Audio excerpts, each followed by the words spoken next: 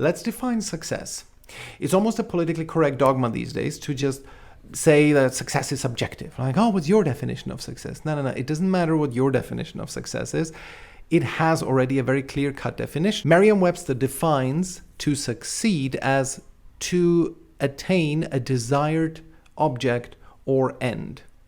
So what does that mean? Let's break it down. When a goal, object, or end is desired, it cannot be easy to achieve, right? It must be hard to get. Nobody says when you're breathing, nobody would call you successful, okay? Because breathing is pretty easy. Most people can do it.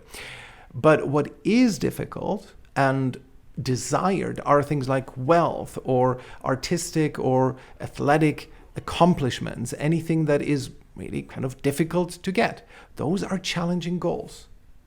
And that's why we always, pretty much invariably, all of us, we always have the same kind of person in our mind's eye when we say a successful XYZ. When I say a successful marketer, most of us kind of have the same image in our head. It could be male or female, of course, but what I see is usually this kind of Seth Godin-like person with the turtleneck sweater and thick glasses and a very nice and clear-cut beard, for example. That's what I would see in my mind's eye when I think successful marketer, somebody who has achieved the peak of their professional success.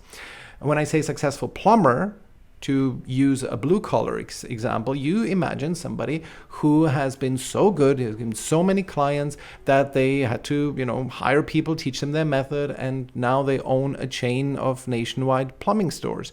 That is a successful plumber. Now, of course, you cannot be miserable while we're at the top of the dominance hierarchy. That would sort of make you unsuccessful when you are this Mr. Scrooge type person who, despite their wealth, is unhappy and miserable. But the stronger element in the success definition is the objective one, namely having achieved a top rank or near top rank in a specific dominance hierarchy.